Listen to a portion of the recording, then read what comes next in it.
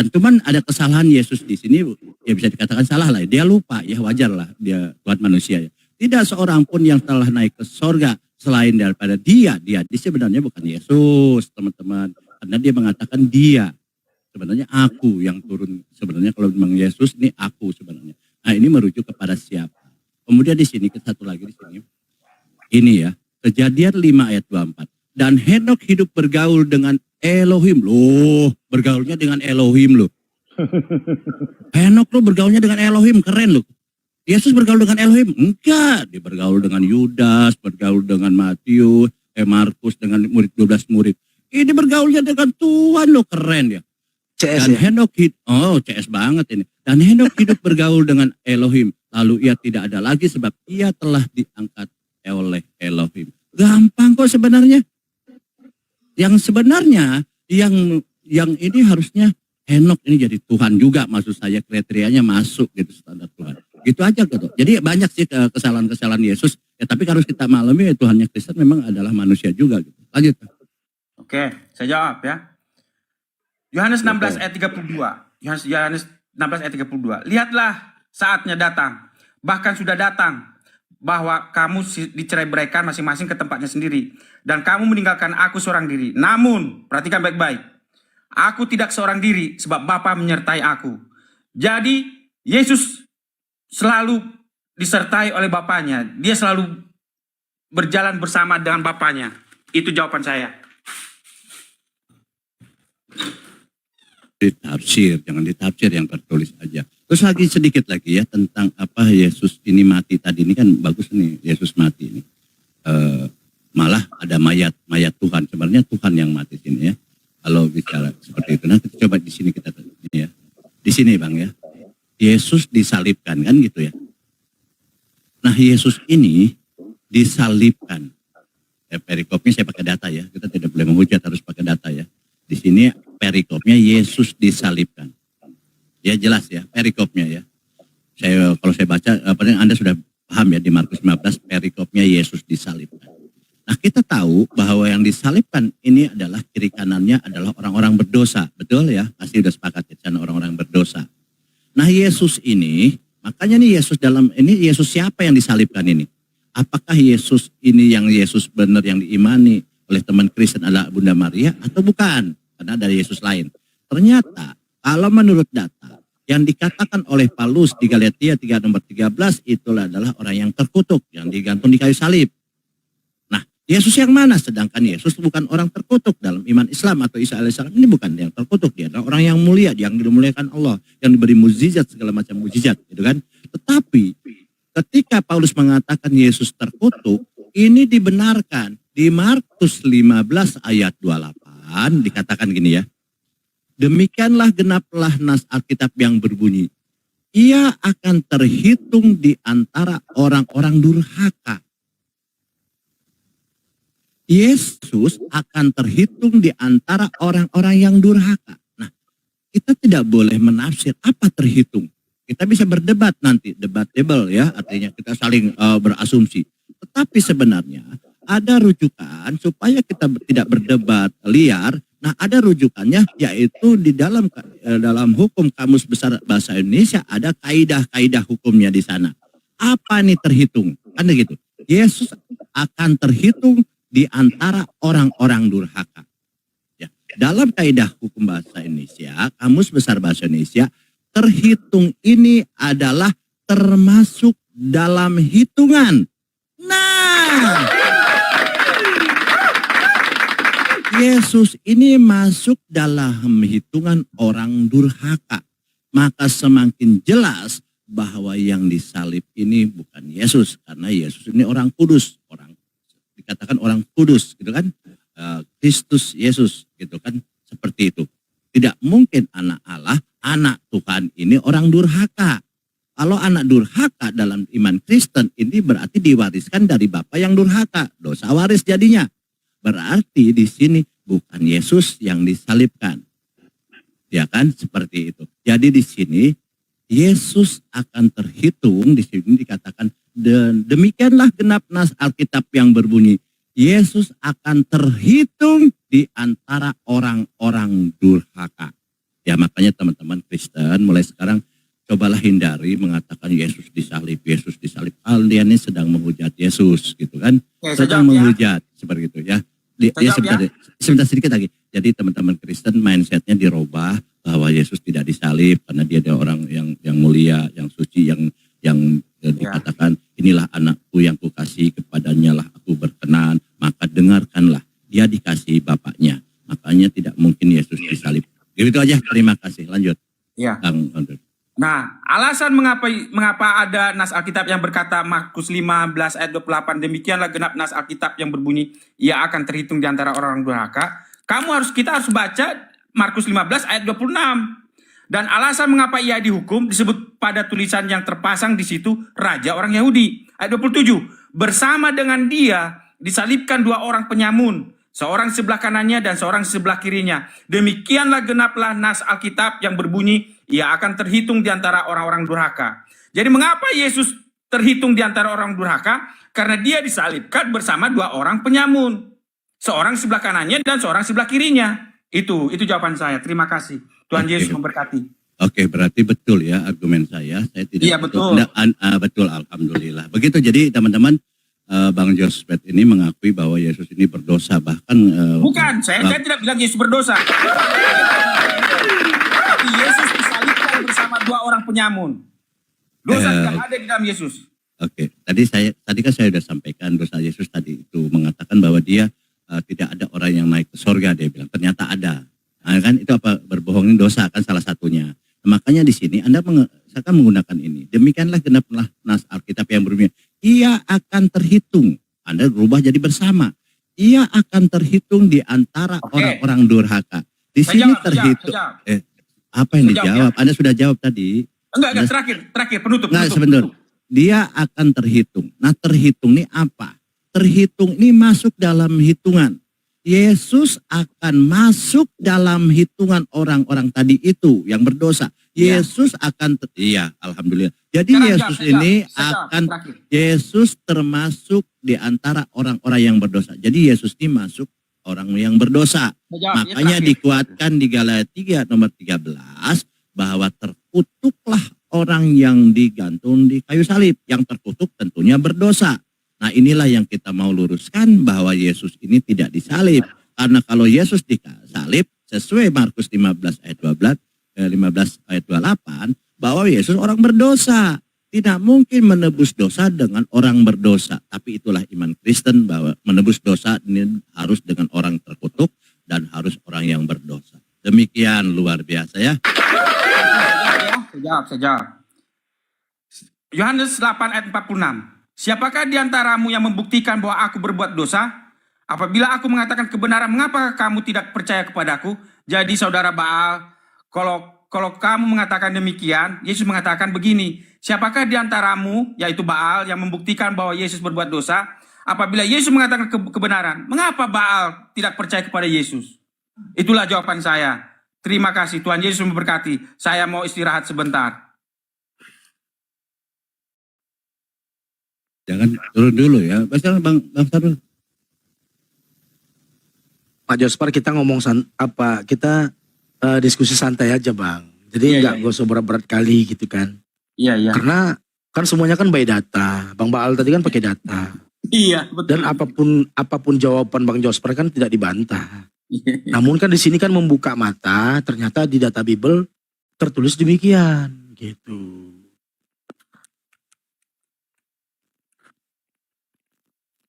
Tapi tadi Bang Jospar tadi nggak menjawab ya Tuhannya Pak Yusuf siapa ya? Saya udah jawab tadi, cuman kamu aja yang lewat. Lo belum tadi. Coba Tuhannya Pak Yusuf siapa? Kan saya udah jawab tadi pakai ayat. Jawab aja langsung, gak usah pakai ayat, langsung aja jawab. Saya nggak pakai ayat. Karena begini. Oh, berarti Yusuf nggak punya Tuhan.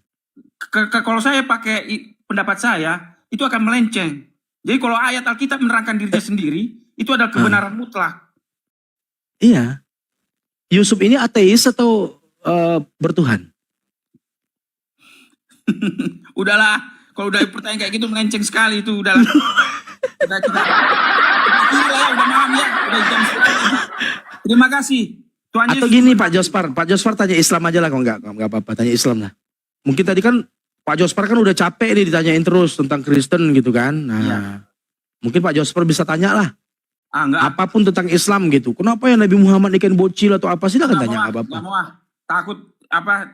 Takut saya, makanya saya selalu mengutip ayat Alkitab. Karena kalau ayat Alkitab. Tapi gini Pak Jospar, menurut Pak Jospar, gini sebelum turun mungkin aku mau nanya gini. Loh kok turun Pak Jospar?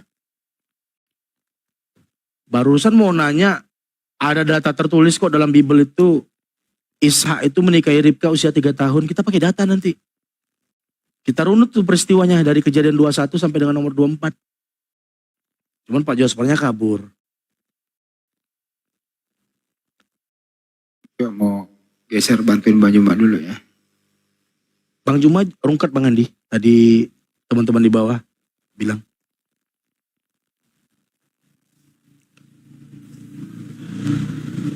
Tadi sebelum kesini aku naik di komalnya siapa Ustaz Arif? Umar Faruk.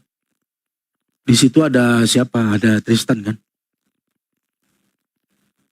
Jadi kan mereka kan membahas tentang Bang Suma terus dibahas itu. Jadi aku naik ke situ. Tadinya aku mau mengklarifikasi, mau menengahi gitu kan. Rupanya ada si BAB yang Kristen. Langsung nyambar aja kemudian sampai maki-maki Nabi Muhammad. Ya aku jadi protes kan. Ini kalian yang punya komal ini apa sih agamanya? Aku bilang gitu. Masa nabimu dihina, kok malah kau diam-diam aja?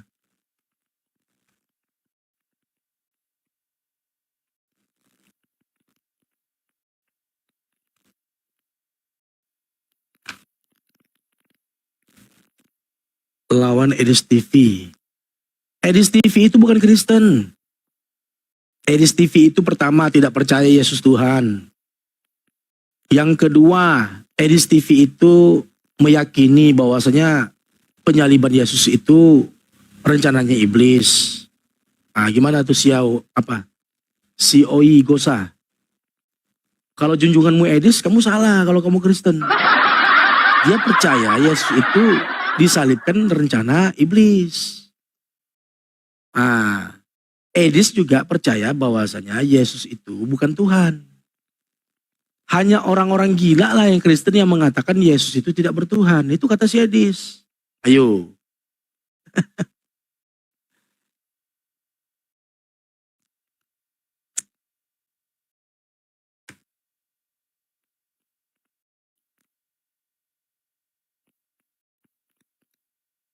Luar biasa di Bang Baal.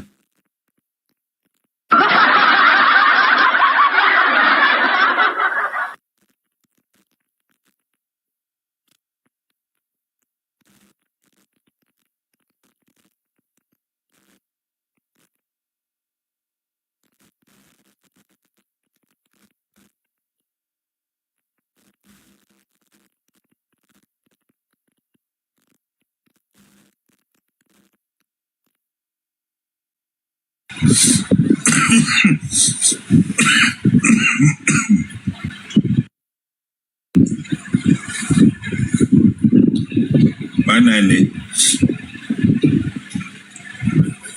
Aduh, ya Allah.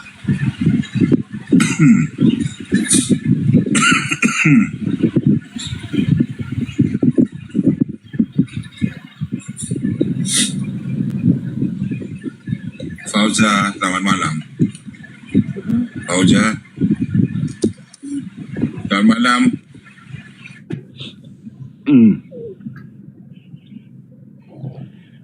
Fauza, selamat malam Fauza. Fauza, selamat malam. Saya turunkan ya.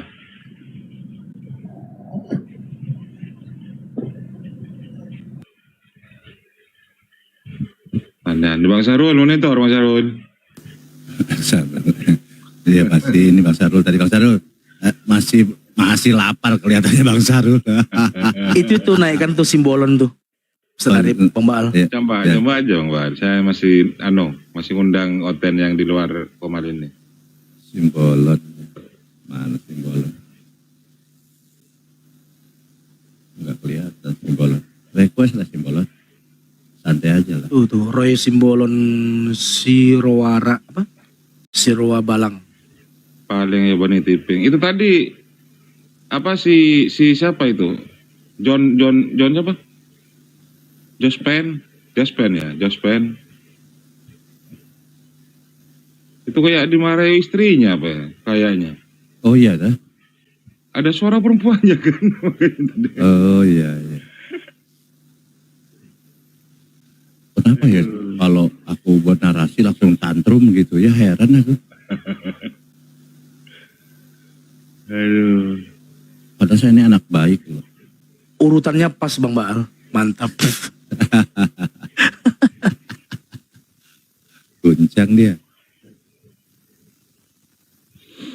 Yesus mau dilawan. Gak ketemu nih, Simbolon nih. Simbolon request lah. Yang punya Tuhan COD naik. Santai ini Bang Sarul nih kelihatannya aku senang. Harus ini Bang Dito kemana? Bang Dito sudah sampai rumah belum ini? Masa dari tadi belum sampai-sampai? Jangan-jangan mampir di mana lagi? Jadi kalau Tuhan mati nih, ya kan Tuhan teman-teman Kristen ini kan penyaliban ini adalah pengorbanan gitu kan. Nah saya juga heran gitu ya. Ya tapi ya nggak apa-apa ya, ini dari sisi kita heran, tapi mereka sih mengimani ya, kita harus hormati ya. Di sini Tuhan korbankan Tuhan kepada Tuhan demi menyelamatkan ciptaan dari hukum Tuhan. Nah, coba bahasa ini kan bingung kita. Ya kan Bapak korbankan Yesus kepada Bapak ya. Demi menyelamatkan ciptaan Bapak dari hukum Bapak, kan gitu. Kan bingung saja, ya Allah. Tolong ya, terus coba naik, jelaskan nih kenapa nih seperti ini. Yesus Tuhan, Bapak Coba Tuhan. disapa itu. Silakan, Pak Sarul, Bapak siapa nih? Tuhan korbankan Ini Tuhan. Muslim ini, Papa muda ini Muslim nih kayaknya. Papa muda, monitor. Monitor, Assalamualaikum warahmatullahi wabarakatuh. Waalaikumsalam. Waalaikumsalam. Ini terma- Dari tadi minta naik, masalahnya kirain Kristen. Terima kasih invitannya Bang.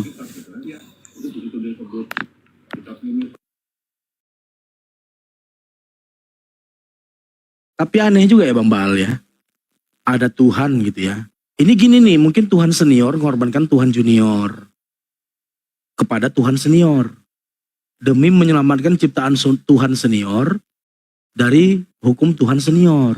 Itu lebih rincinya tuh Bang Baal, lebih apanya? Spesifik gitu ya. Karena kan yang lebih tua kan udah pasti senior gitu. Makanya disebut bapak. Anak kan junior, makanya disebut anak.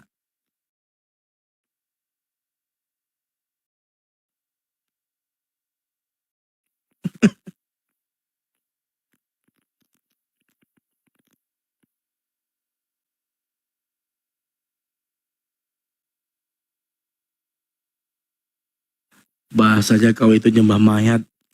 Tuhan kalian aja pernah jadi mayat 3 hari. Kami mana pernah nyembah Nabi Muhammad, Arema. Naik kamu. Tuhanmu kan pernah jadi mayat 3 hari. Nah itu yang kau sembah.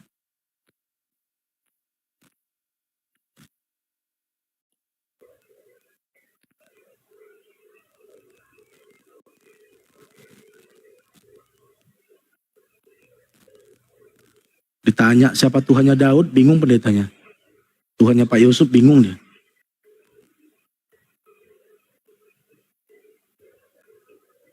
Ya teman-teman Kristen yang di bawah kalau mau naik saja. Diskusi yang baik-baik ya. Nggak usah sampai manuskrip lah, terlalu berat. Ya ringan-ringan aja. Ada Bang Deddy Miswar di bawah. Penonton setia di Kobal ini. Sinaga Bonar. Bang Deddy Mizwar ini. Iya. Artis. Naik Pak Deddy, silaturahmi kita. Gak boleh lah. Pak Haji. Artis kondang gak boleh naik. Pak Haji itu, Masya Allah. Nah itu Mana Pak Deddy mencari Miswar. Tuhan? ini siap katanya. Naik dong Pak Dedi. Pengen sih ngobrol nih dengan Pak Dedi. Kang Dito dari dulu mau ngobrol nggak? Memang sama Bang Zuma nggak Cukup usah dekat naik ya. ke atas. Oh gitu, udah ada pesan. Level artis lah. Cuman beliau itu kan memang pendukung api. Sering. Ya kita doakan sering Pak ngopi. Dedi sehat selalu ya. Pak Haji sehat selalu, dimudahkan urusannya. Tetap mendukung kita di sini gitu kan. Salam satu Tuhan kepada Pak Dedi. Kapan nih muncul film barunya? Insya Allah Lebaran puasa Ramadan ini kita tunggu nih. Pak Deddy Mizwar, Pak Haji. Kalau bisa ajak dong Bang Zuma. Amin, selalu mendukung. Amin. Alhamdulillah.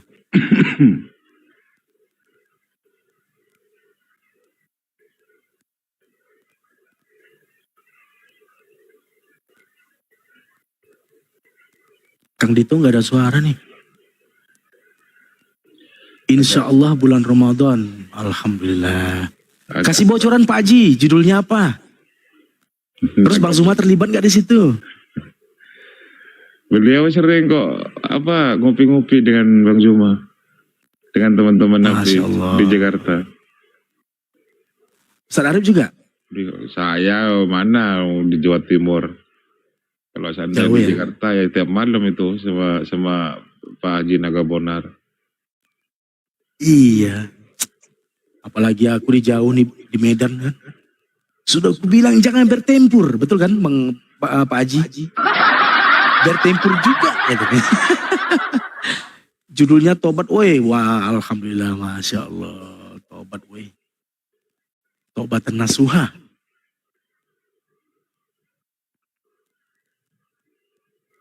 Teringat nih kalau cerita Bang Deddy Mizwar nih, teringat nih dengan Jenderal Nagabonar.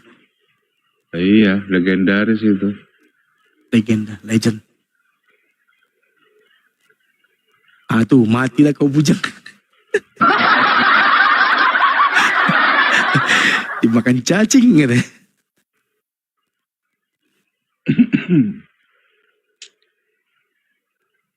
Udah kubek-kubek ini, oten-oten ini. Ya silakan teman-teman Oten naik ke atas, mau nanya boleh, bebas. Jadi di Komalnya Islam ini Ustaz Arif ya, lebih leluasa Kristen gitu ya. Iyalah. Lebih dikasih waktu, dikasih panggung gitu untuk menjelaskan agama mereka. Tapi saya salut ke itu yang tadi itu, Jaspen itu. Sudah 3 malam di sini terus. Sama Bang Baal. Cuman Bang Baal itu kadang menyerah karena anaknya ngajak tidur. Jangan-jangan bukan anaknya, ibunya anak-anak mungkin. Aduh. Oten ini kalau kita naik ke Komal Oten ya, walaupun susah gitu ya. Coba pas kita lolos masuk Komal Oten, kita dikeroyok, ada 9 orang, 8 orang keroyok. Hostnya pun ikut ngeroyok. Nah Oten kalau naik ke Komal Muslim, dia ngeroyok juga. Oten masa kebiasaan, dia bilang, Tuhannya aja 3 main keroyok. Gitu kan. Ini Bang Baal silakan. Pak Haji, izin follow Pak Haji ya, Pak Haji Deddy Mizwar, izin follow. Bang Chan, ini aja Bang Sarul. Silakan Bang Baal. Apa tadi? Kita bahas apa materinya nih? Tuhan dihukum mati. Silakan itu aja. Ini kan mereka yang mengimani, kita harus hormati lah. Silakan.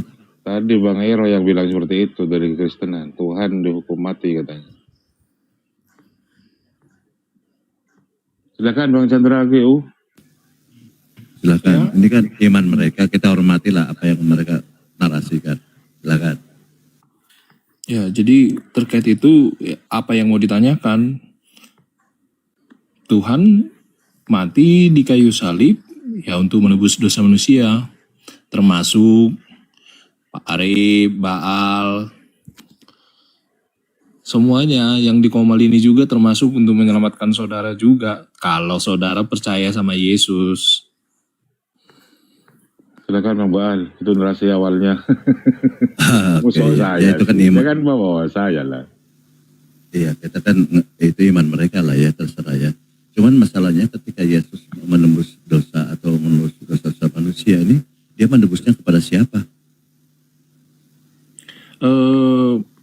Allah sendiri yang punya rancangan menurunkan Yesus untuk menebus umat manusia. Iya, menebusnya kepada siapa? Menebus dosa manusia. Iya, menebus dosa manusia kepada siapa? Iblis penyesat berarti ya kan Bang Baal. Iblis katanya yang punya rancangan. Gimana ini? Oh, Edis bukan bilang iblis yang rancang.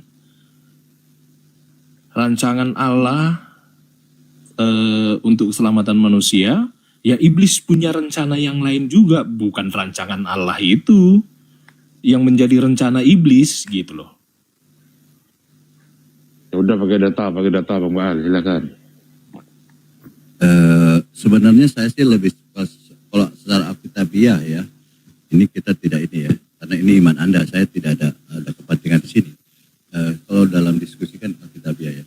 Jadi saya lebih cenderung setuju dengan Edis gitu ya. Ada Bang Babi di bawah. Lebih setuju dengan Edis gitu ya, walaupun di kalian pun masih berselisih pendapat gitu ya. Tapi nggak apa-apa lah. Tapi kalau saya suruh memilih antara bom atau pendeta-pendeta lain, saya cenderung sepakat dengan Bang Edis gitu Bang. Lanjut. Apa? Gue taruh di tas. Di Mio dulu, Yudas. Yudas ini Kristen juga ini. Ya, Itu Bang Baal datanya di Yohanes 8. semuanya kita manusia ada rancangan Allah yang ada dalam kehidupan kita. Tetapi di samping rancangan Allah, iblis juga punya rencana atas kehidupan kita. Gitu. Jadi, nah Yesus mati untuk menyelamatkan manusia itu rancangan Allah. Dengan iblis, berarti kerjasama. Oh, Iblis tidak juga punya kerjasama. rencana, Allah juga punya rencana. Apakah Allah saudara juga kerjasama dengan iblis di dalam dunia ini? Enggak juga. Konsepnya enggak berpikir seperti itu. Iblis jalan sendiri dengan jalannya. Ya Allah punya rancangan sendiri. Oke, saya buktikan bahwa iblis Makanya kita selaku manusia dikasih kebijaksanaan untuk memilih. pakai Apakah data kita lah Bang. mengikut, mengimani, Bang Chandra, apakah kita rencana boleh kan pakai apakah data? kita Enak, ya kita tadi dibilang berpikir secara logikanya. Nah, saudara mengajak berpikir secara logikanya dari iblisnya punya rencana, berarti iblis kerjasama dengan Allah? Bukan. di mana datanya ya iblis tidak bekerja sama dengan Elohim? Ya, saya mau nanya juga, di mana datanya iblis kerjasama dengan Elohim? Baik, saya buktikan ya. Saya buktikan ya. Inilah saya bilang kenapa saya bisa menarik benang merah. Mana sih pendapat Edis atau dengan yang lain? Ini ya, saya pakai data ya. Oh, open cam ya, sini ya. Di Yohanes 6 ayat 70. Sebentar, kita mulai dari sini ya. Belum tampil. Oke nih, kita mulai dari sini. Ini sebelum terjadinya, ini di malam perjamuan ya. Ya, sebelum besok terjadi. Ini diawali di sini ya.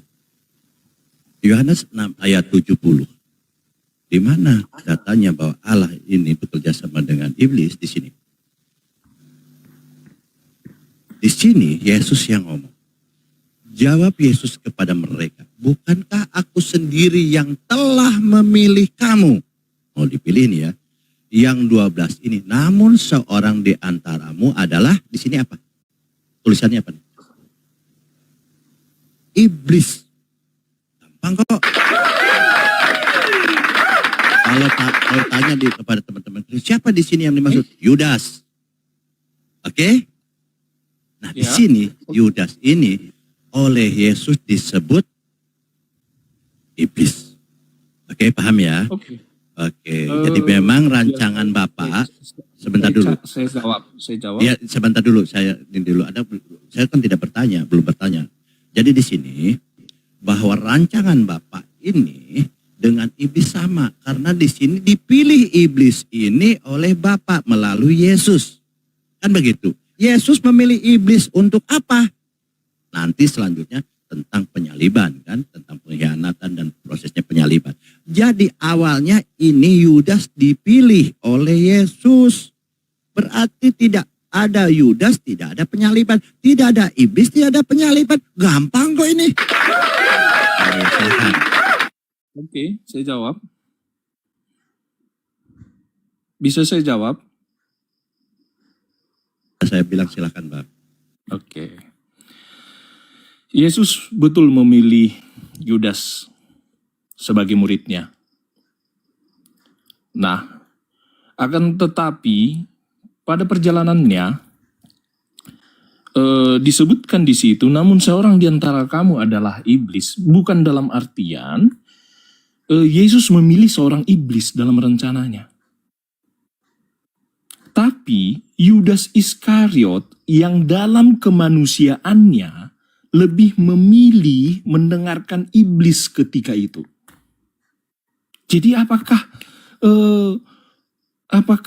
pemilihan Yudas Iskariot selaku murid Yesus merupakan rencana iblis? Tidak. Namun Yudas Iskariot selaku dirinya sebagai manusia memilih iblis, lebih mendengarkan kuasanya iblis daripada Yesus ketika itu. Makanya Yesus menyebutkan, namun seorang di antaramu adalah iblis, yang menyampaikan bahwa Yudas Iskariot telah dipengaruhi oleh iblis.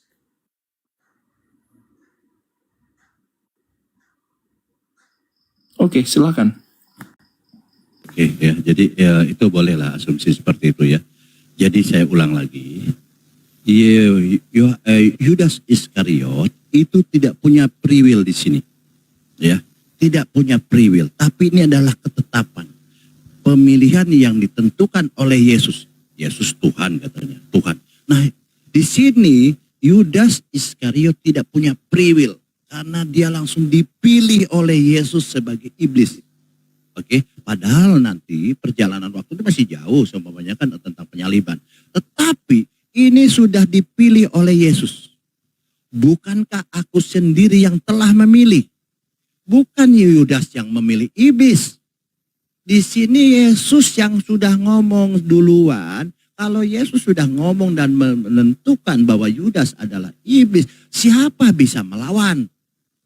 Dan Yudas tidak bisa punya free will di sini karena yang memilih Yesus. Bukan Yudas mengikuti iblis, tetapi Yesus yang memilih Yudas. Di sini bukan Yudas memilih iblis, tetapi Yesus yang memilih Yudas. Bukankah aku sendiri yang telah memilih kamu, dia bilang. Yesus mengatakan demikian, aku memilih kamu. Yang 12 ini namun seorang di antaramu iblis. Jadi terbalik, Anda mengatakan Yudas memilih iblis.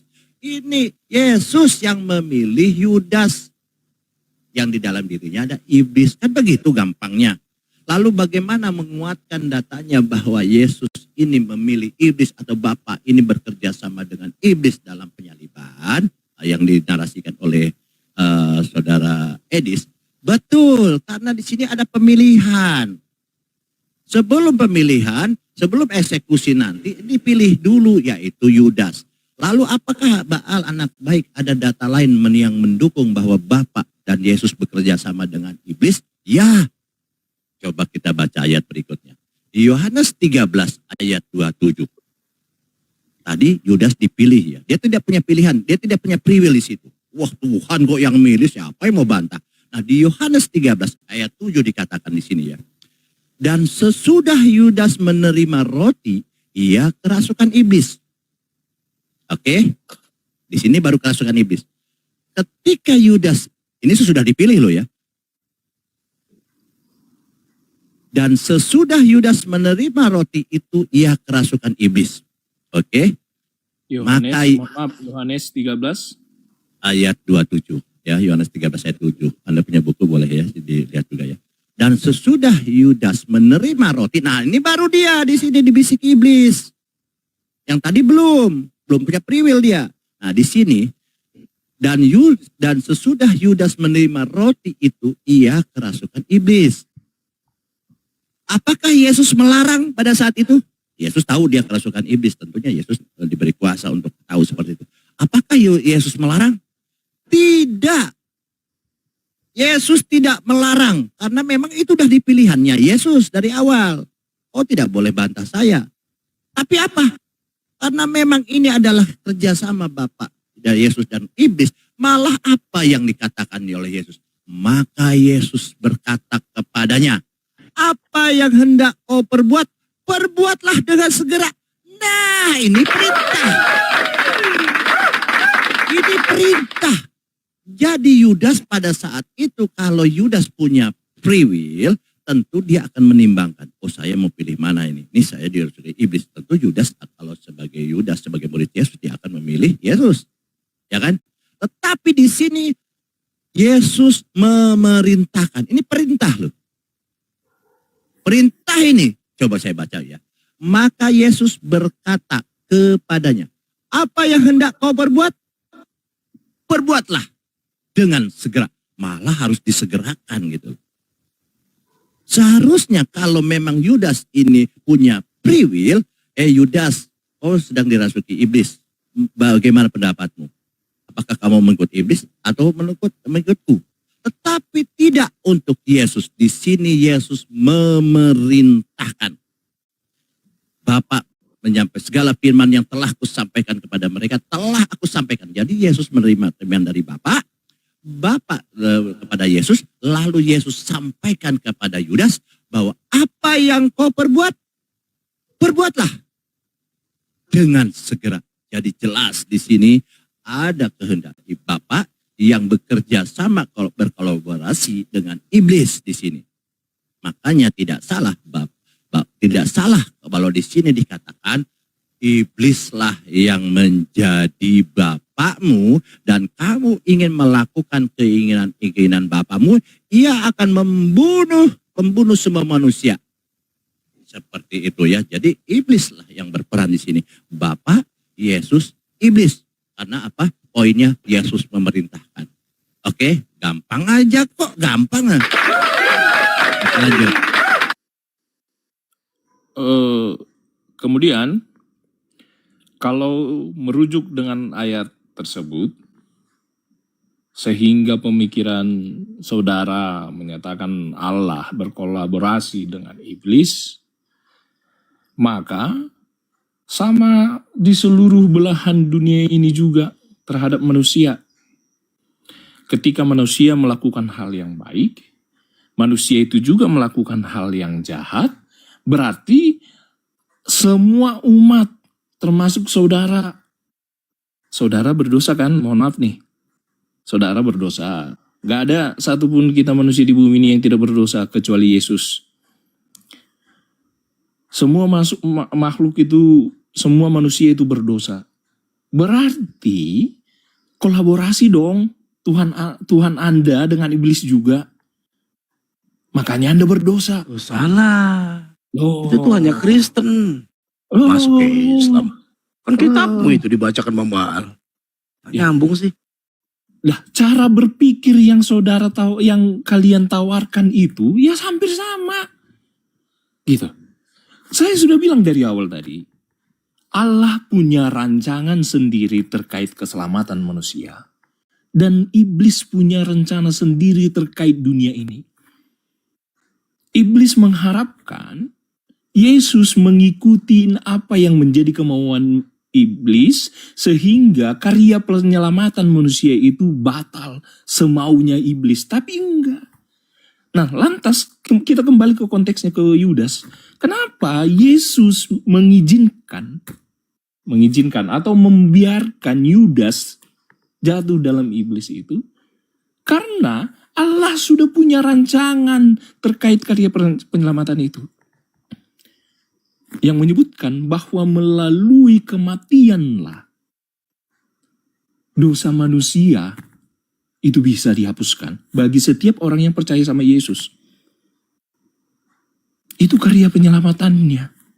Nah, apakah rencana iblis itu? Rencana iblis tetap ada di muka bumi ini. Selama bumi ini masih ada, rencana iblis tetap ada terhadap manusia. Bahkan terhadap saudara. Iblis masih punya peran atas hidup saudara. Menggoda saudara. Ya kalau saudara mendengarkan iblis lantas jatuh dalam dosa, itu keputusan pribadi saudara. Bukan kesalahan Bapa di surga. Bukan kesalahan Allah.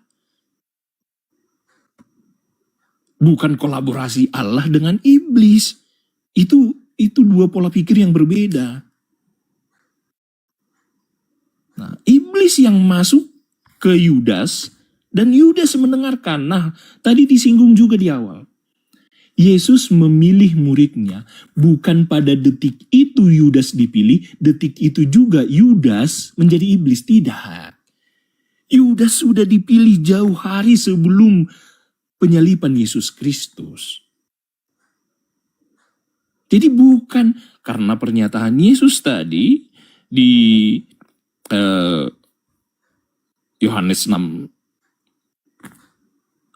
ayat 70, namun jawab Yesus, bukankah aku sendiri yang telah memilih kamu? Ya betul dipilih, tapi sudah jauh sebelumnya murid-murid Yesus itu dipilih. Namun pada waktu perjamuan kudus itu, perjamuan yang memecah-mecah roti, Yesus menyampaikan, namun seorang di antara kamu adalah iblis. Karena apa? Yudas sudah dirasuki oleh iblis tersebut. Yesus menyampaikan seperti itu, berharap, bisa jadi berharap juga. Kalau saya di posisi itu ya berharap Yudas sadar ketika diingatkan seperti itu, tapi tidak. Yudas sudah dikuasai oleh iblis. Apakah Tuhan berkolaborasi? Tidak, Tuhan mengizinkan hal itu terjadi agar karya keselamatan terjadi. Tapi bukan berkolaborasi. Seperti pikiran saudara-saudara. Demikian dari saya. Sebelum Bang Sarul, dilanjut Bang Sarul ya, sedikit ya. Jadi Anda tadi mengatakan Enggak, Bang Baal. Izin aku mau turun dulu karena besok udah udah jam 12 lewat. Oh iya, oke. Iya, izin ya. Assalamualaikum warahmatullahi wabarakatuh. Ustaz Arif, Assalamualaikum. Bang Baal. Iya, jadi Anda mengulang lagi bahwa di sini Elohim mengizinkan Yudas. Ini izin loh.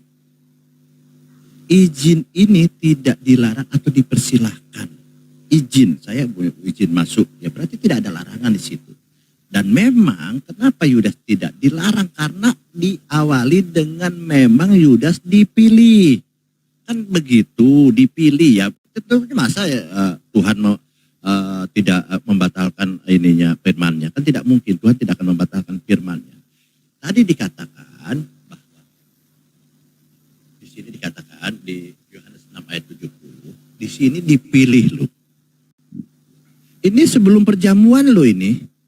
Memilih ini.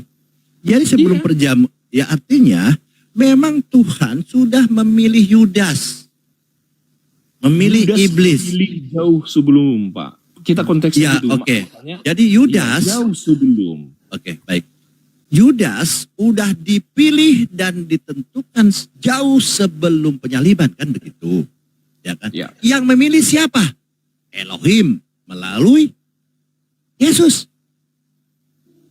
Apakah di sini Yudas punya pilihan sebagai manusia yang lemah, yang di mata Tuhan kecil dan tidak punya kuasa, dan Tuhan itu maha kuasa? Apakah punya pilihan? Tidak punya pilihan, itu sudah pilihan Bapaknya, pilihan Yesus. Dia dipilih sebagai pengkhianat nantinya, sudah ditentukan. Dia tidak punya free will. Nah, ketika itu sudah dipilih, makanya dilanjut di Yohanes berikutnya, di Yohanes 6, di Yohanes 13, ketika perjamuan, di sini sebenarnya Yudas punya free will. Saya bilang, di sini harusnya punya free will. Tetapi free will ini sudah dikunci oleh Bapaknya Yesus sebagai Elohim, dengan Yesus, bekerja dengan Yesus, sudah dikunci. Yudas ini sudah menjadi iblis tadi itu. Nah, maka di ayat berikutnya Yohanes 13 ayat 27, karena sudah dipilih maka ada perintah. Free will ini tidak bisa oleh Yudas sebagai manusia, ini tidak bisa. Kalau Tuhan sudah menentukan celaka, ya kau celaka. Kalau celaka selamat, ya selamat. Ini sudah ditentukan bahwa apa yang hendak kau perbuat, perbuatlah. Ini perintah. Ini jelas loh. Apa yang hendak kau perbuat, perbuatlah dengan segera. Jelas ya. Ini berarti ini perintah. Tadi dia sudah dipilih. Nah, di sini tidak ada free will lagi, malah diperintah. Oke. Kemudian kita lihat. Kalau memang itu yang jadi Yesus itu yang disalib, Yesus yang betulan, Yesus yang disalib. Padahal Yesus ini dikatakan Yesus Kristus, Yesus yang diurapi, Yesus Mesias, kan begitu, orang yang diurapi. Padahal kalau Elohim yang benar, Bapa yang benar ini yang mengatakan inilah anakku yang kukasih, inilah anakku yang kukasih, maka dengarkanlah, ya kan gitu. Nah, ini Bapa yang benar. Dia mengatakan inilah anakku yang kukasih, maka kepadanya aku berkenan, maka dengarkanlah dia. Ini anak yang dikasih. Betul. Nah, karena apa? Itu Elohim yang benar. Nah, tapi Elohim yang datang kepada Yesus, yang kepada ini lain. Dia harus menyalibkan Yesus. Padahal Elohim yang benar di Mazmur 20 ayat 6 dikatakan begini. Ya, dikatakan ini. Sekarang aku tahu bahwa Tuhan, huruf besar, memberi kemenangan kepada orang yang diurapinya. Tidak kalah oleh maut. Jadi Tuhan Elohim yang benar itu akan memberi mohon maaf, di mana di situ dibuat tidak kalah oleh maut, Pak? Iya kan Yesus kalah oleh maut kan? Enggak, di ayat ini di mana disebutkan tidak kalah oleh maut. Oke, nanti tidak kalah itu kan selamat artinya ya. Hah? Tidak kalah itu artinya selamat kan? Emang Yesus kalah sama maut? Yesus Iya, bangkit, Pak. Oke, tapi kan kalah dulu dong. Kalah dulu dong oleh maut. Itu membuktikan Allah itu adil, memberikan anaknya sendiri yang tunggal. Enggak, Anda bilang Yesus tidak kalah oleh maut. Padahal Yesus kalah oleh maut kan, mati dia. Kalah, tapi menang atas dosa, Pak. Ibaratnya tidak menang dia. Draw 1-1. Ya memang menang, Pak. Iya, Menang. draw lah kalau menang itu Bang. Selisih, ada selisih. 2-1, 3-1. Kalau dia kalah dengan maut, maka selamanya Yesus tidak bangkit dan di dalam kubur. Tapi Itu Yesus bangkit, Pak. Iya, Pada itu hari yang ketiga Yesus bangkit dari antara orang mati, itu membuktikan kemenangan karena draw Bang. dia yang sudah masuk dalam alam maut, tidak ada yang dimenangkan kecuali Yesus. Bang. Dan Yesuslah maut itu dikalahkan, Pak. Iya. Makanya Tuhan Tidak menang. memberi kemenangan kepada orang yang diurapinya. Yesus menang, Pak, atas maut. Yesus, karena upah dosa adalah maut. Yesus sendiri mengalahkan Maut itu apa Bang? Maut itu apa Bang? Mati dan Nah, Yesus mati tidak? Yesus mati tidak? belum selesai. Iya, Yesus mati tidak? Mati dikuburkan dan Nah.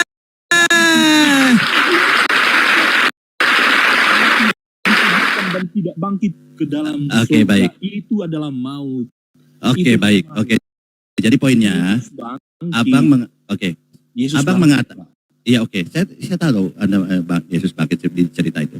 Nah, Oke. kalau ada namanya Bagus kamu tahu, Pak. Yesus Oh, bangkit. aku pinter kok. Iya. Kalau udah ceritakan itu ceritanya begitu. Iya, Nah, enggak. Anda Yesus bangkit. boleh saya bicara kah? Nah, silakan. Oke. Ketika ada perkataan menang, itu tentunya ada selisih. Selisih gol kah? Selisih apa? Ini menang. Ini menang. Namanya menang ada selisih. Nah, ketika Yesus dikatakan menang, saya katakan tidak. Kenapa? Karena Yesus pertamanya kalah oleh maut. 1-0 Yesus dikalahkan oleh iblis. Yang berkuasa atas maut kan iblis. Oke. Yesus kalah 1-0 oleh iblis. Lalu berikutnya di babak kedua Yesus balas 1-0 lagi kepada iblis. 1-1, Pak. Tidak ada Yesus pernah menang dari iblis. Bro, seri. Tidak mungkin. Hanya berpikir sampai di Sabar Yesus dulu. saja. Sabar Tapi dulu, Baal Bang. tidak berpikir ketika Yesus sudah menang dari Sabar maut. dulu, Bang. Sabar dulu, Bang. Kita kan belum Orang selesai. yang percaya kepada Yesus akan Mulai diselamatkan tantrum. dan akan menang dari maut. Oke.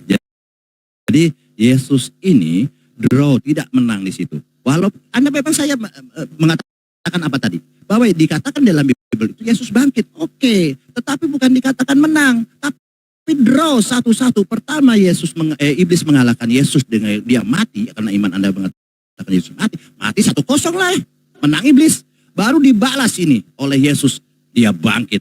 1-1 nggak ada menang. Nah, kemudian kalau di Mazmur di sini dikatakan bahwa sekarang aku tahu, ya di sini dikatakan bahwa Tuhan memberi kemenangan kepada orang yang diurapinya. Yesus menang. Tidak.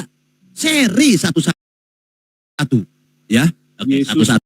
menang Sabar karena dulu. selama-lamanya Yesus itu sudah bangkit dan naik ke surga. Sudah 1-1, Bang. Itu nggak bisa dikatakan menang. enggak. Coba kemana? Oke, Cara kita lanjut. berpikirnya, bagaimana? Oke, kita Saya lanjut. tanya, Bang. Kalau Kita lanjut dulu, Bang. Kalau 1-1 imbang 1-1, Memang buktinya begitu?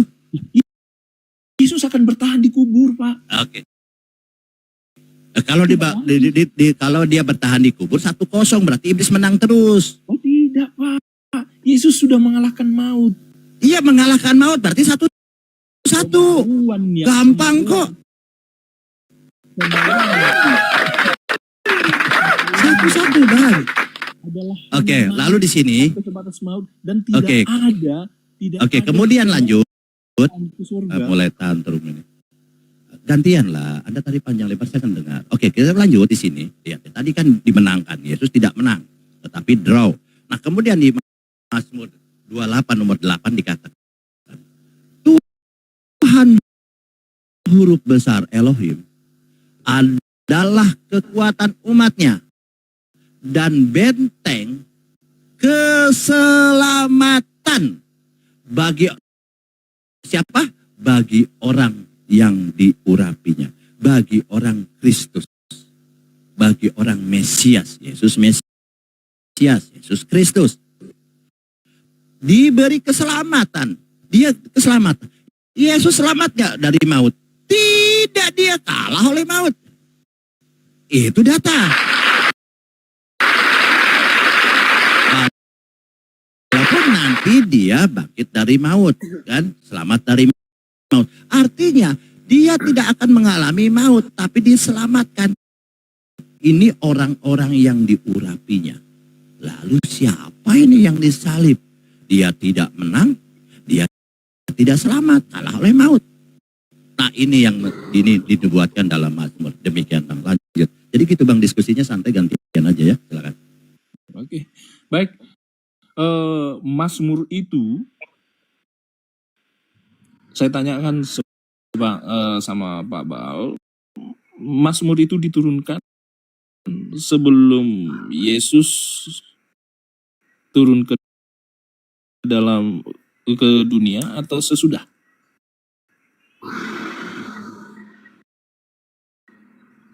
Pak Belum Baal? dong. Sebelum Ya. dong. Ya, Sebelum. Berarti perkataan Allah di situ berlaku apakah hanya berlaku kepada Yesus saja atau kepada setiap manusia sebelum Yesus? Ya, tentunya firman Tuhan ini kan kekal. Tidak mungkin berubah. Jadi di situ Tuhan mengatakan bahwa orang yang diurapi ini menang, tidak kalah oleh maut, Ya. dan dia diselamatkan Biasanya dari saya maut. Mazmur itu adalah Ternyata Mazmur- Yesus kalah dari maut, Mazmur itu tidak adalah diselamatkan Mazmur dari maut. Daud. Mazmur itu adalah Mazmurnya Daud. Daud sudah diurapi oleh Tuhan, tapi dia kalah juga oleh dosa, oleh iblis. Nah, Berarti Yesus, Yesus kalah sama iblis. kedatangan Yesus untuk menebus semua itu. Sehingga tidak ada lagi upah dosa adalah maut, melainkan adalah kebangkitan dan kehidupan yang kekal. Pak Yesus datang untuk menghilangkan upah dosa adalah maut. Untuk menghilangkan itu. Itu saya pakai dari tadi bahasa sederhana loh. Untuk menghilangkan itu. Sehingga setiap orang yang percaya akan diselamatkan. Dan akan hidup kekal. Itu kemenangannya Pak. Bapak hanya menghitung Yesus sendiri. Imbang satu-satu. Tapi tidak menghitung setiap orang yang percaya setelah itu.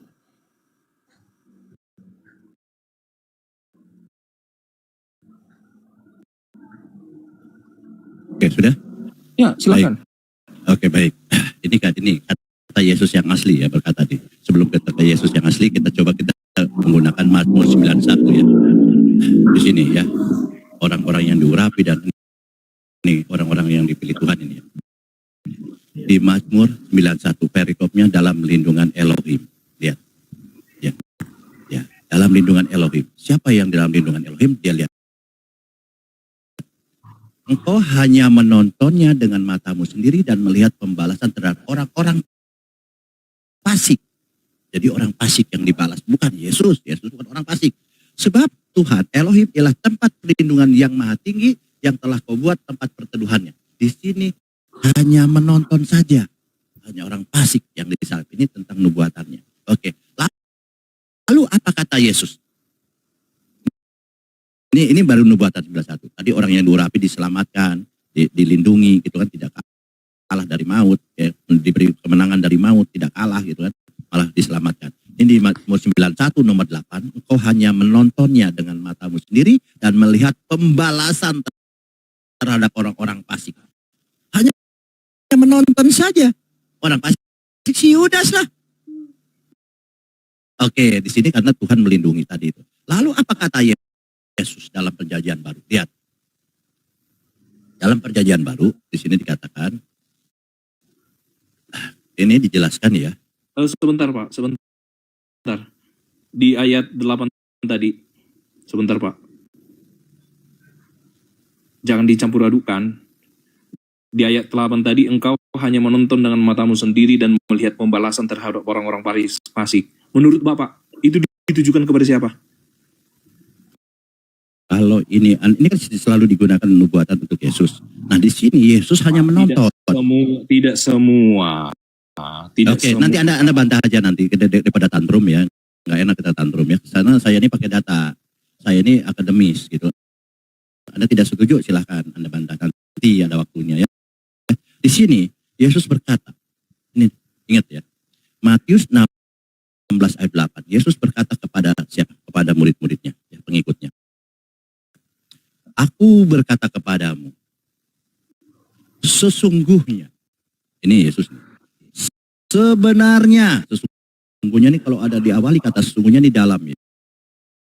Sesungguhnya, sebenarnya, yang benar, yang tidak salah, kan pengertiannya begitu.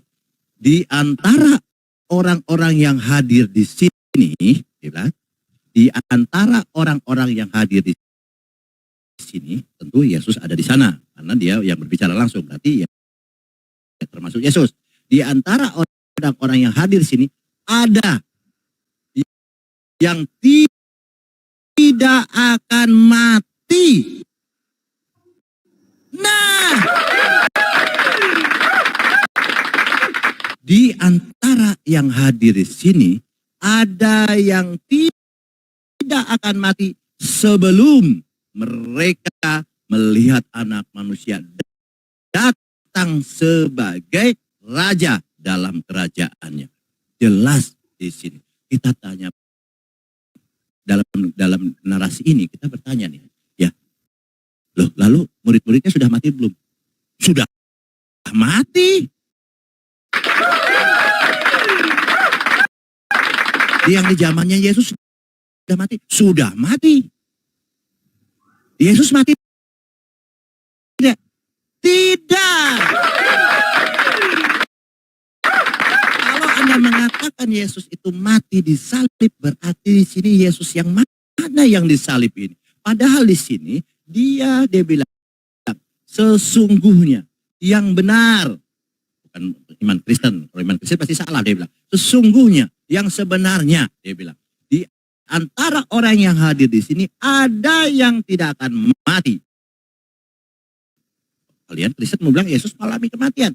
Ada yang tidak akan mati sebelum mereka melihat anak manusia datang sebagai raja dalam kerajaannya. Jelas Yesus belum mati. Gampang kok. Ini pernyataan Yesus. Makanya di Mazmur 91 ketika ada penyaliban, Yesus nonton. Sesuai selaras dengan pernyataan Yesus. Kalau Anda tidak setuju dengan Yesus bahwa dia belum mati, ya sebelum dia datang sebagai anak manusia dalam kerajaannya. Nanti, ya oke, kalau nanti mungkin dia akan mengalami mati. Tapi sekarang belum. Sebelum dia bilang. Nah, gampang kok ya. Ya kalau Anda mau membantah Yesus ya silahkan lanjut. Nah, saya mau membantah satu hal. Tidak semua di dalam Mazmur itu, ayat di dalam Mazmur itu adalah nubuatan tentang Yesus. Tidak semua. Bapak harus paham dulu di situ. Ya, Bapak, di perjanjian lama tidak semua ayat itu merujuk pada nubuatan tentang Yesus. Karena hanya ada beberapa ayat seperti di Yesaya 7 ayat 14, Matius 1 ayat 21 sampai 23, Mazmur 22. Tapi tidak seluruhnya Mazmur nubuatan tentang Yesus. Mazmur itu ada yang nyanyian Daud, tapi ada ayat juga yang nubuatan tentang Yesus. Tapi tidak semua. Bapak harus paham di situ. Jangan langsung mencampur adukan semua ayat yang di Mazmur itu nubuatan tentang Yesus. Itu salah kaprah, Pak. Salah kaprah. Kemudian, Yesus mati di kayu salib tapi bangkit, artinya hidup, Pak. Hidup kekal. Saya sudah bilang dari tadi. Makanya konsep Bapak nggak akan pernah terima konsep hidup yang kekal itu, bahwa Yesus mengalahkan maut itu. Allah membuktikan keadilannya dengan Yesus mati di kayu salib, dikuburkan, tetapi bangkit pada hari yang ketiga. Supaya setiap manusia yang percaya, setiap orang yang percaya, beroleh hidup yang kekal, Pak. Tidak menjadi kesia-siaan. Apakah kamu yakin masuk surga? Mudah-mudahan yakin masuk surga. Oh, enggak ada mudah-mudahan, Pak, di dalam Kristen. Yakin masuk surga, yakin. Oleh siapa? Oleh juru selamat Yesus Kristus, Pak. Jadi kalau Yesus tidak mati, ya betul, pada hari ini juga Yesus tidak mati, karena Yesus telah di surga bersama-sama dengan Bapa. Yesus mengalahkan maut itu, Pak. Ayat Alkitab yang Bapak tunjukkan tadi betul. Jadi itu ya, Pak.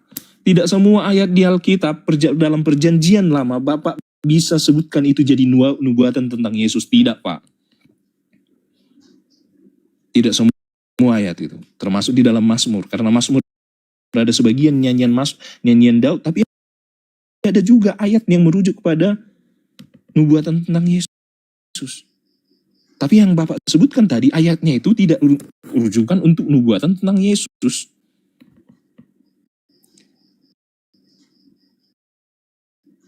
Saya rasa sampai di situ, Pak. Oke, jadi kita baca lagi ya. Di Matius 16:28, di sini dikatakan,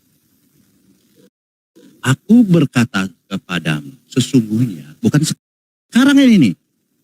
Coba yang ditambah-tambah ayatnya. Sesungguhnya di antara yang hadir di sini ada yang tidak akan mati sebelum mereka melihat anak manusia datang sebagai raja dalam kerajaannya. Yesus sudah datang belum? Belum. Berarti sebelum dia turun dia tidak mati. Gampang kok.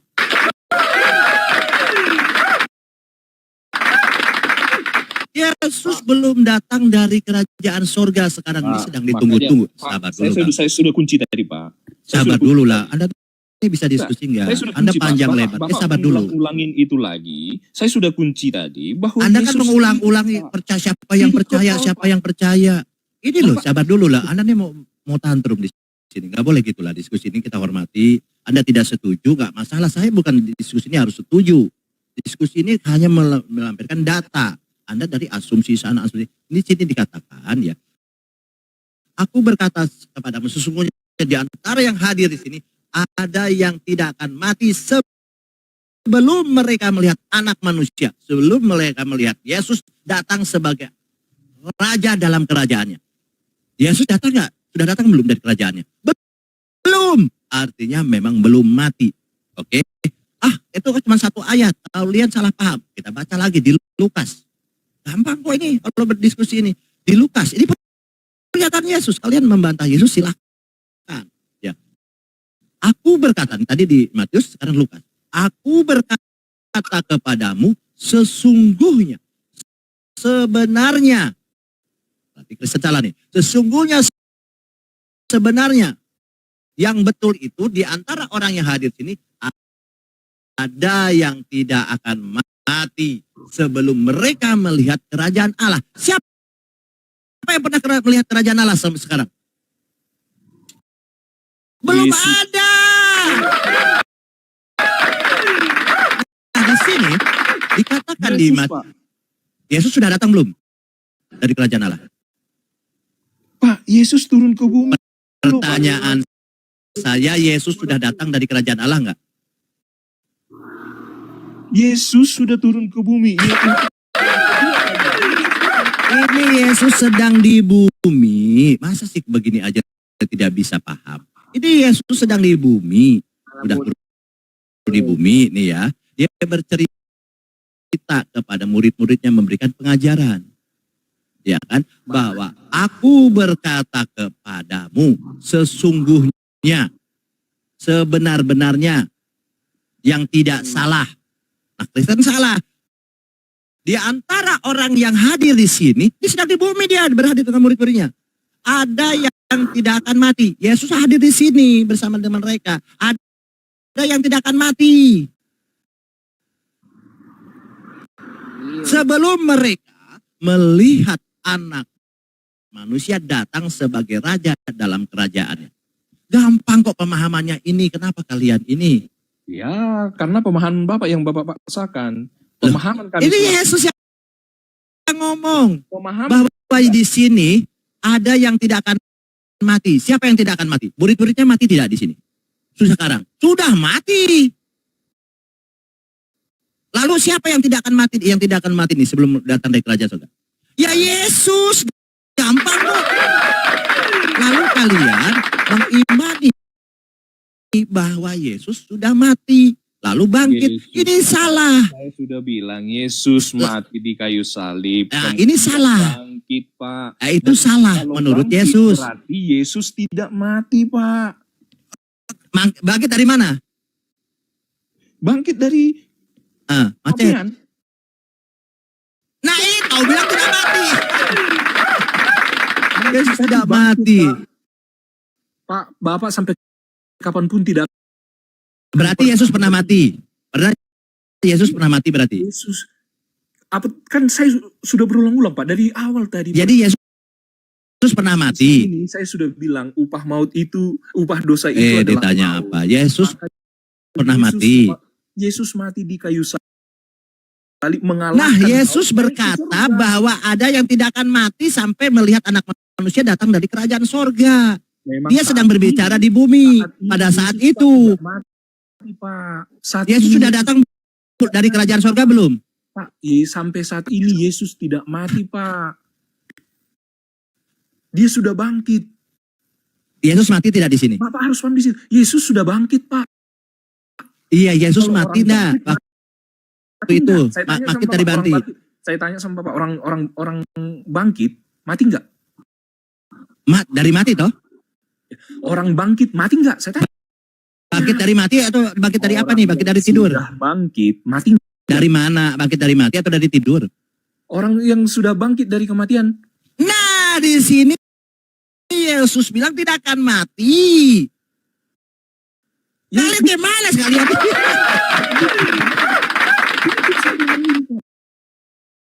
Ini, oke, jadi gini. Ya Anda nanti ini PR aja. Nanti ini nanti PR aja. Ini PR aja ya.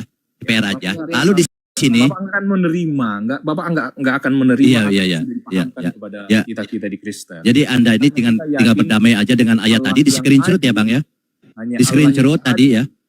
Ya, Nanti hanya screenshot Allah yang aja. adil menurunkan anaknya untuk menyelamatkan kita umat manusia Ya. melalui proses mengalahkan maut itu dan bangkit naik ke surga. Itu salah Dan itu. hidup yang kekal. Itu menurut Yesus salah itu. Yesus Bapak mengatakan yang salah. sesungguhnya, Bapak yang sebenar-benarnya. Pemahaman Bapak Menurut nggak Yesus sampai. adalah sesungguhnya. Jadi Anda tinggal Tapi saya hanya mau ngomong seperti ini. Ayat Alkitab itu tidak bisa ditafsirkan per ayat-ayatnya. Iya, Tapi Bapak bacakan betul. keseluruhannya. Iya, Maka- betul. Makanya Anda harus paham dengan ayat tadi. Harus paham dulu nih. Beda, Pak. Beda kita penafsirannya. Tidak Pak. akan mati Beda sebelum kita. mereka melihat anak manusia datang sebagai raja Beda kita. dalam kerajaannya. Yesus sudah bangkit. Yesus belum datang sampai sekarang. Sedangkan sementara dia di sini berbicara, dia sedang ada di bumi. Jadi Yesus ini terangkat ke langit, Sampai kapan tidak pun mengalami kematian. Bapak nggak akan pernah menerima kebangkitan itu. Bapak sampai kapan? Yesus yang ngomong loh. Karena Bapak juga hidup mengimanin Al-Quran Bapak sendiri.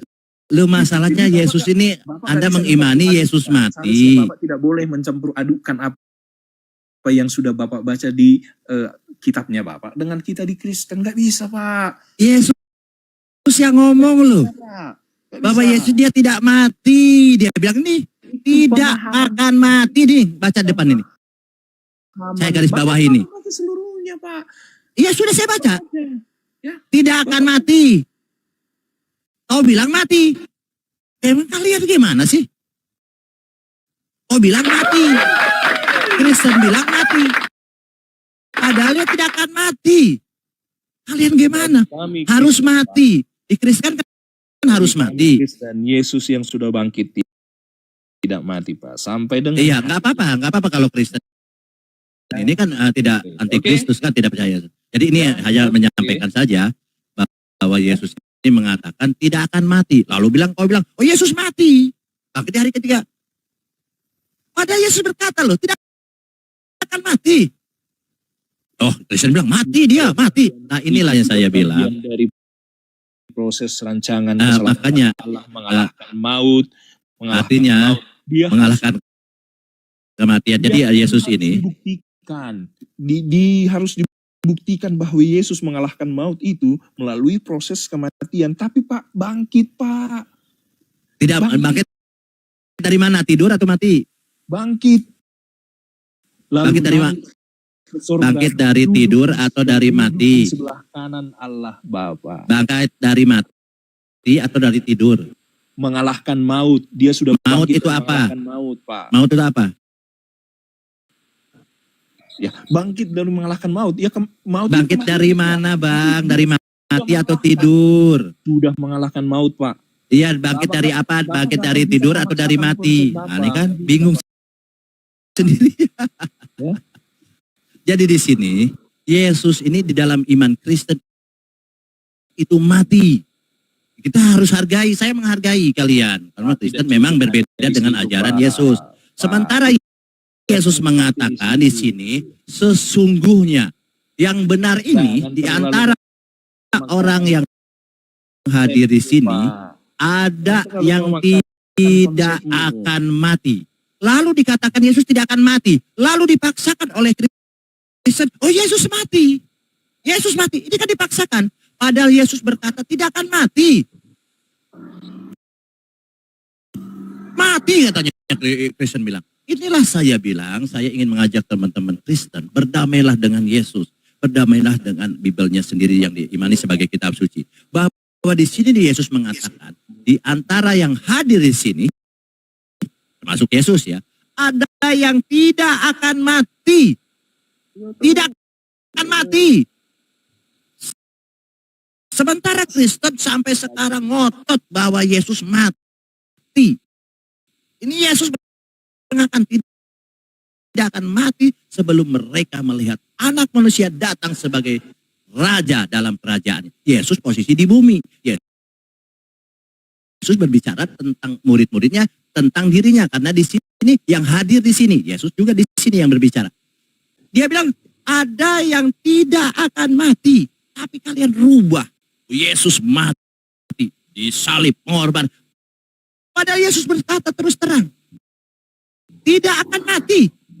Sampai dibilang sebelum mereka melihat anak manusia. Yesus. Tubuhnya Pak, yang Nah, mati. udah ini. Tubuhnya. Kerjaannya Bang Andi nih. Firman itu hidup, Bang Andi. Pak. Firman itu hidup Kalau tubuh. sampai hari ini.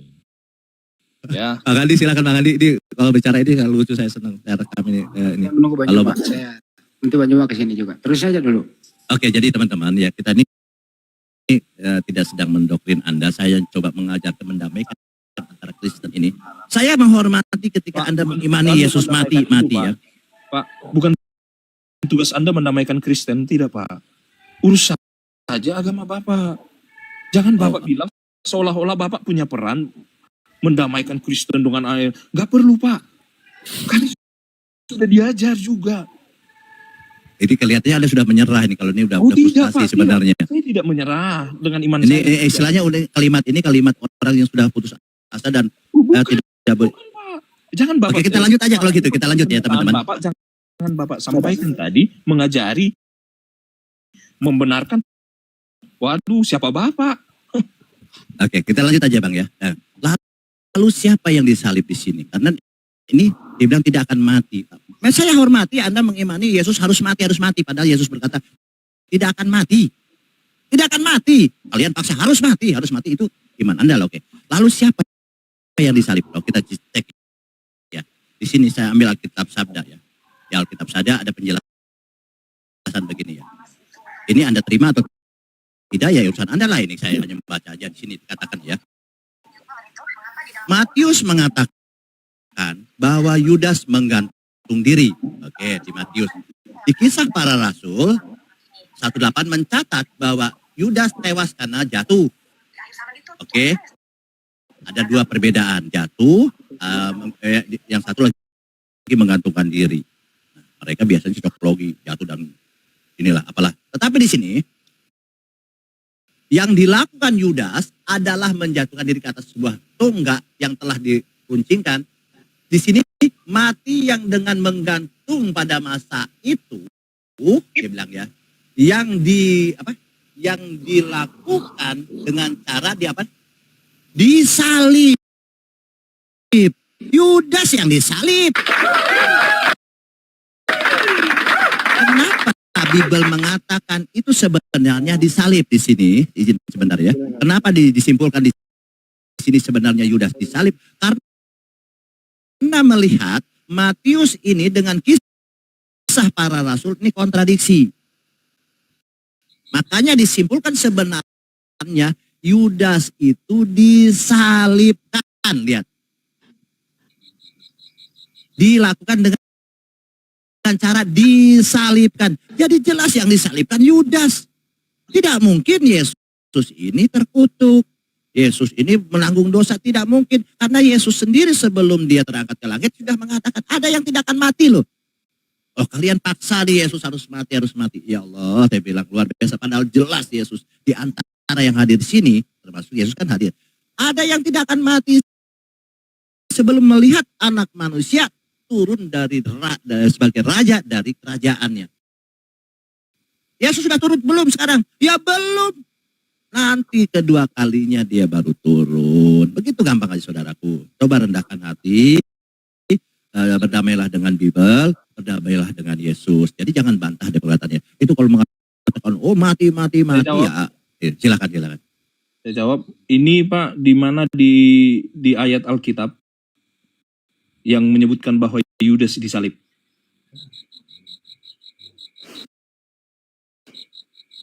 Ayat Alkitab mana?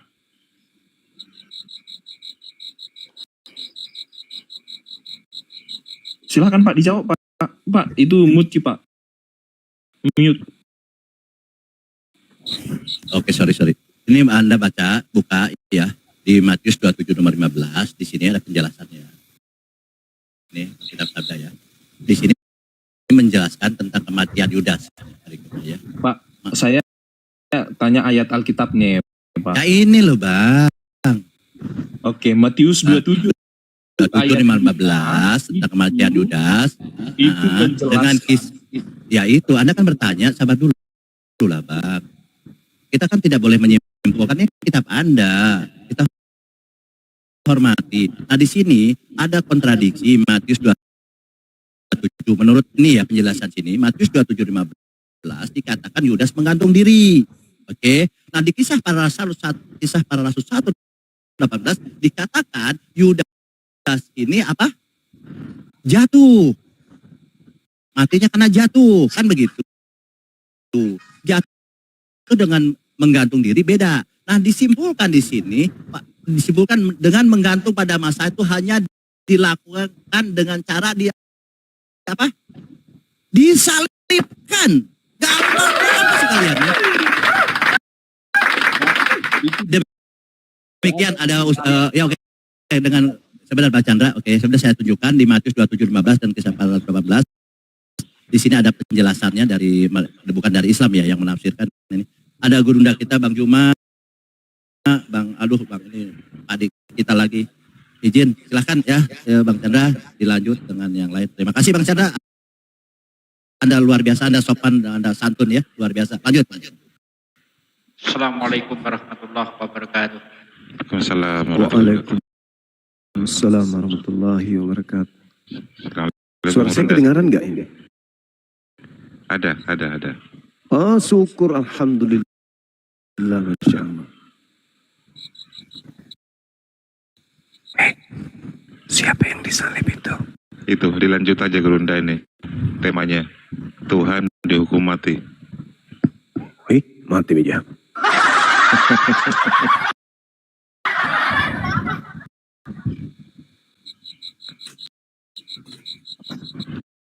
Silakan Bang Chandra.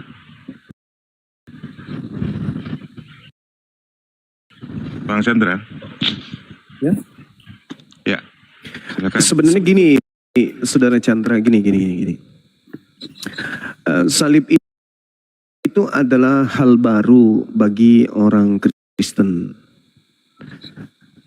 Sedangkan salib itu adalah hal yang sudah lama bagi orang Yahudi dan juga bagi orang Roma. Jadi bagi orang Yahudi salib itu adalah hukuman bagi penjahat. Dan bagi orang Yahudi bagi orang Roma juga begitu. Begitu juga secara kitab pengaturan di dalam agama Yahudi, yang disalib itu adalah orang yang dikutuk oleh Tuhan. Tidak ada alasan kemudian ya selain alasan dari Kristen yang klasik yang mengatakan bahwa yang disalib itu adalah orang benar. Kalau Yesus anak Maria yang disalib itu, maka itu sudah melanggar hukum Tuhan. Karena penyaliban terhadap Yesus itu adalah kekejian bagi Tuhan. Itu melanggar kekudusan Tuhan itu. Kalau yang disalib adalah Yesus anak Maria, maka itu sudah melanggar hukum Tuhan. Itu konsepmu cuma nggak masuk konsepmu itu sama kami.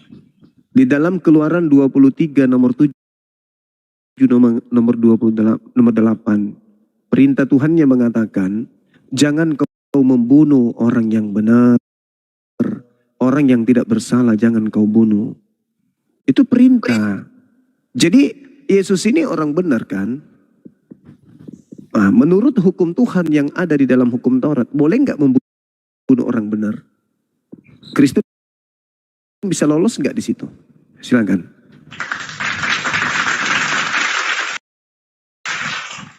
Konsep berpikirmu yang hanya menarik dari satu-satu ayat aja, nggak sesimpel itu di Kristen. Kan saya sudah bilang tadi, salib itu adalah hal Tidak baru. sesimpel di cara Kristen. berpikirmu itu di Kristen. Iya, kita tidak sedang mencari Tunggu kau kesalahan masuk Kristen Kristen lah baru sini, saya kan ajarin gitu. ya. Kan gitu. Sekarang tunjukkan aja. Enggak, tunggu sini, tunggu kau masuk Kristen aja biar saya ajarin kau. Yesus ketika ditanya oleh muridnya di dalam Matius 19, Guru, apa yang harus aku lakukan? Sabar dulu, Bang. Sabar dulu. Saya ajari. Sabar dulu, Bang. Ya? Sabar dulu. Oke. Sabar dulu Saya tunggu ya. kamu masuk Kristen lah. Selama saya masih waras, saya tidak akan mungkin masuk Kristen selama saya waras. Oke? Jadi Yesus ketika ditanya oleh muridnya, Guru, apa yang harus aku lakukan untuk memperoleh hidup yang kekal? Yesus mengatakan apa? Jangan kau membunuh.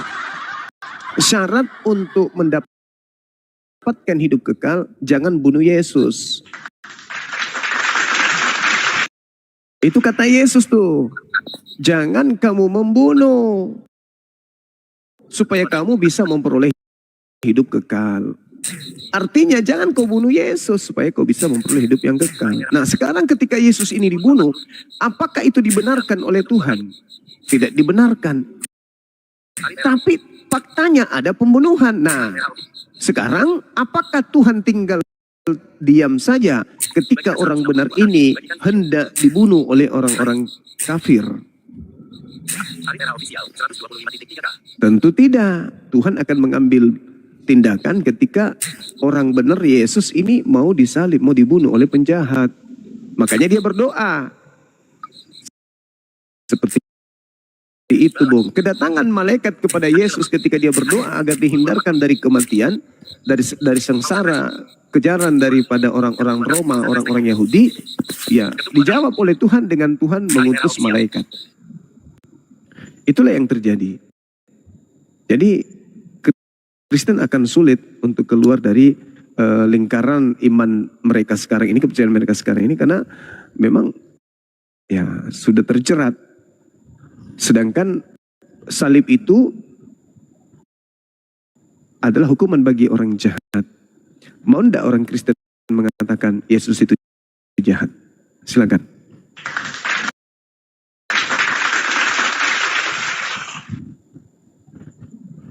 Ya baik, Bang Safar Syahombing, selamat malam. Oh selamat pagi ya sudah ya. Silakan dibuka mionya. Syahombing.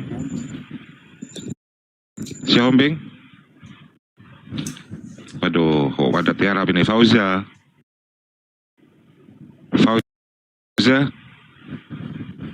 Islam apa Kristen Fauza? Ya, saya akan Daniel dulu. Silakan Bang Daniel.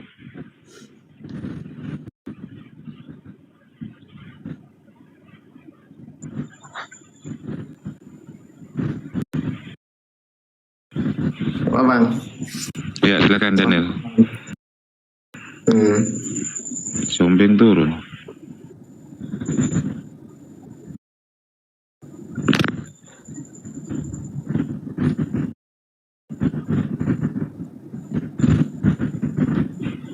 Daniel, silakan Daniel.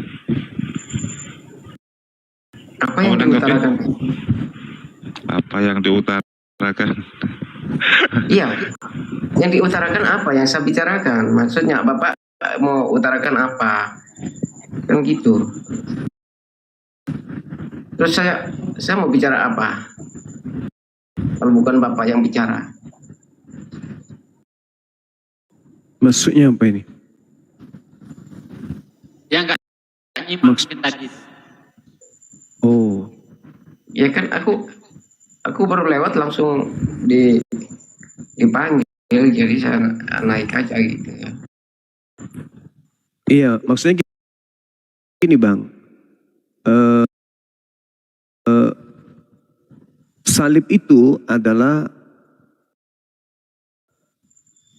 hukuman bagi penjahat, baik menurut Yahudi maupun menurut Tuhan berdasarkan kitabnya orang Yahudi.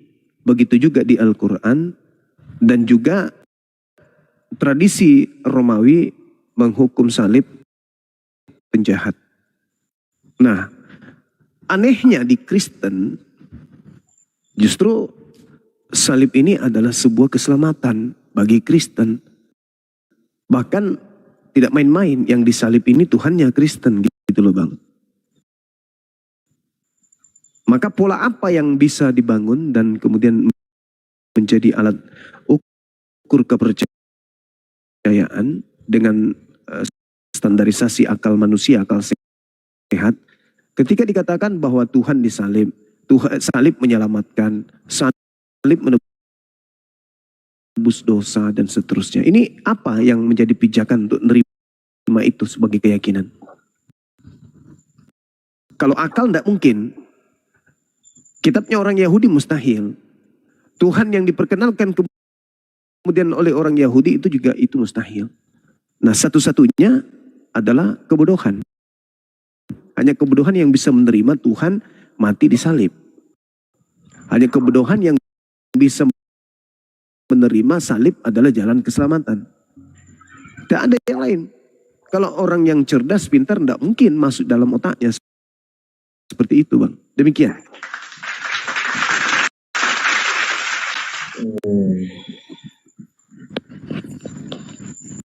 Ya, itu salib itu untuk menebus dosa manusia. Nah, itu kan? Upah dosa manusia ya. Ya, jadi karena kita ini manusia berdosa Bang ya. Kita manusia berdosa, kita punya dosa waris ya. Dari turun temurun kita sampai kita sekarang, semua manusia berdosa, tidak ada yang tidak berdosa. Nah,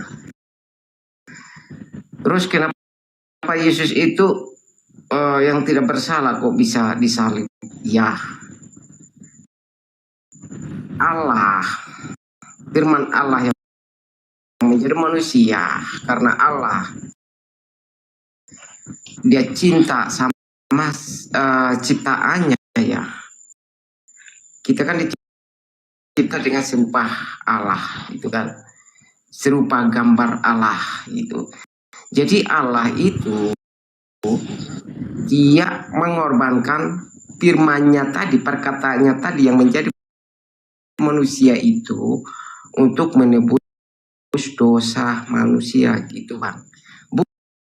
Bukan berarti Yesus itu disalib itu dia punya dosa besar, tapi yang punya dosa besar itu maupun yang kecil itu dosanya itu manusia. Ya, dari mana awal mula dosa itu? Ya dari Adam dan Hawa. Karena Allah berfirman kepada Adam, janganlah petiklah buah kehidupan itu di tengah-tengah. Jadi mereka melanggar, ya memetik buah itu dimakan. Jadi manusia itu disingkirkan dari kebun itu. Nah, itu siapa ulahnya? Itu dari ini tadi, dari apa namanya, yang menggoda Hawa tadi itu adalah iblis. Iblis itu dari mana? Dia penyembah Allah dulu. Itu malaikat Allah yang menyembah Allah, tapi dia mau berkuasa juga, jadi dibuanglah ke bumi. Ya, sekarang dia seperti apa? Itu ular itu kan iblis itu, ular itu. Nah, makanya kepala ular lah sudah diremukkan. sudah diinjak-injak. Makanya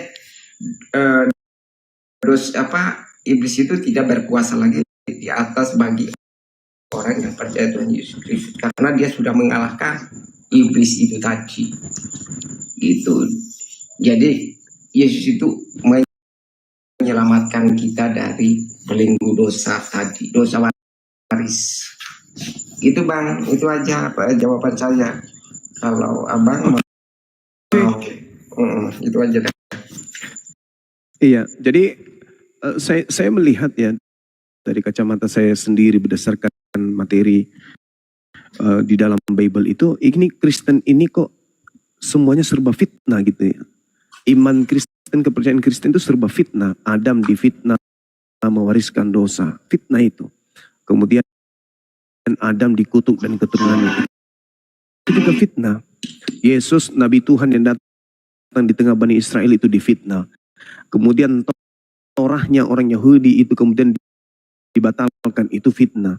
Semua serba fitnah yang ada di Kristen ini. Itu menurut pandangan saya. Nah sekarang kita melihat di dalam kitabnya orang Yahudi di Kejadian 3 nomor 15. Tuhan pencipta langit dan bumi membuat permusuhan antara Adam keturunannya dan dengan iblis dan keturunannya. Artinya gini, ada kondisi yang memang Tuhan ciptakan di mana keturunan Adam dan keturunan iblis itu akan bermusuhan sampai hari kiamat. Artinya bahwa akan tercermin dalam kehidupan keberagamaan kita. Kita ini keturunan Adam kah? Atau kita ini adalah keturunan iblis? Atau kita ini iblis yang kemudian menjelma menjadi manusia? Saya ulang lagi. Di antara Kristen dan Islam, ada yang di antara kedua agama ini